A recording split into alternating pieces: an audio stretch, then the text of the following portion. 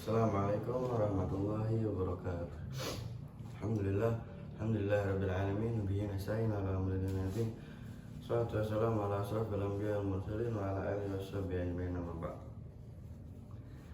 Jadi, perkenalkan, nama saya Muhammad Sultan Tsauri dari Fakultas Agama Islam, Pendidikan Agama Islam.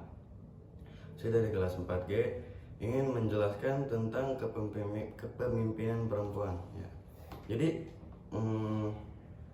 kepemimpinan perempuan, jadi banyak yang ditanyakan ya, apakah perempuan bisa di dalam syariat atau di dalam ajaran Islam itu bisa menjadi imam atau tidak?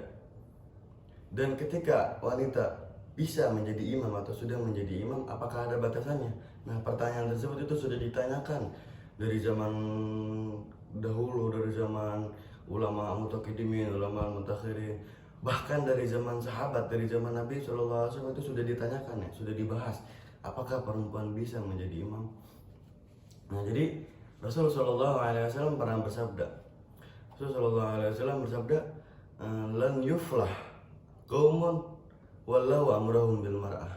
Tidak akan beruntung, tidak akan benar ya suatu kaum yang dipimpin oleh perempuan. Lan yuflah, tidak akan, lan ya, maka lan nafi itu tidak akan beruntung. Nah, ulama tersebut ada, dan nah dari hadis tersebut ada sebagian ulama yang mengatakan tidak boleh sama sekali perempuan itu menjadi imam, mau dari segi apapun, dari segi sholat atau hatta fi sholat ya. Fi sholat itu wanita itu boleh menjadi imam kalau makmumnya juga perempuan, apalagi di urusan-urusan yang besar gitu, seperti negara, terus seperti kota atau gaum-gaum yang lain, umat segala macam. Nah, dari asbabun nuzul, dari asbabul wurud tersebut, dari hadis tadi disebutkan bahwa ketika Nabi Shallallahu Alaihi Wasallam mengirimkan surat kepada kerajaan Kisra, surat tersebut langsung disobekkan oleh kerajaan tersebut, oleh raja tersebut. Nah, kalau dari bahasa kitanya itu kualat ya. Ketika merobekkan surat dari Nabi SAW itu kualat. Nah, tidak lama kemudian raja tersebut meninggal. Nah, ketika raja tersebut meninggal, dikhalifahkanlah oleh anaknya perempuan, anaknya Raja Kisra tersebut perempuan. Nah, ketika perempuan tersebut menjadi raja, menjadi pemimpin di Kisra tersebut, itu ketika dipimpin kerajaan tersebut itu hancur, berantakan, tidak teratur lah pokoknya. Nah, itu ada dua sebab kehancuran tersebut. Yang pertama gara-gara kualat, gara-gara merobek surat Nabi SAW, dan yang kedua gara-gara dipimpin oleh perempuan, anak raja tersebut.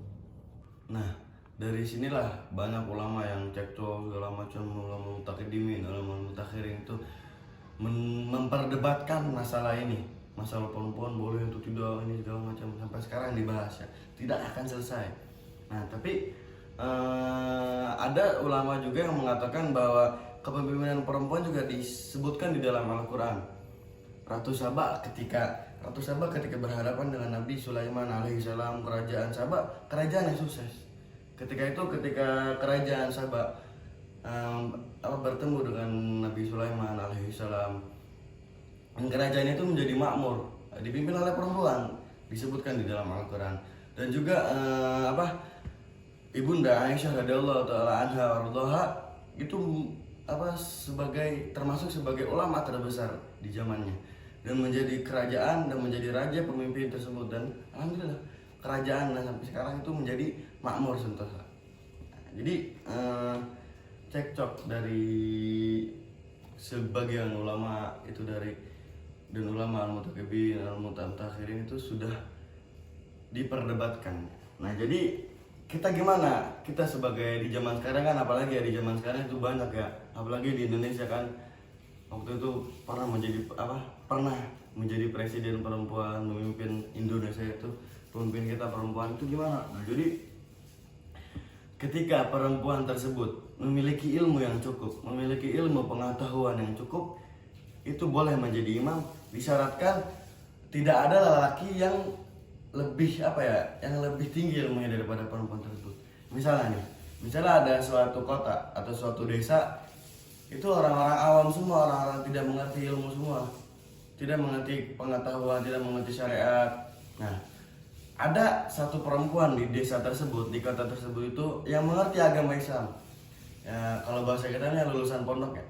Lulusan pondok mengerti agama Islam. Nah, boleh menjadi pemimpin tersebut di desa tersebut. Nah, tapi dianjurkan dan diahsankan, diafdalkan itu kita mengambil laki-laki menjadi imam. Kenapa?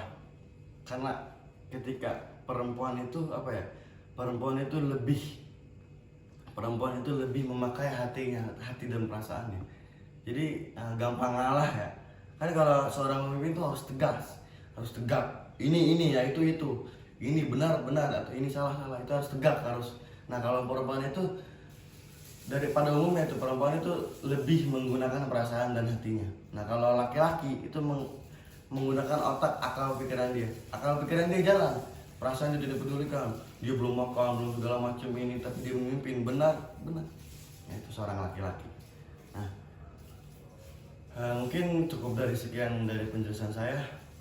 Saya Muhammad Sultan Saleh, saya pamit. Wassalamualaikum warahmatullahi wabarakatuh.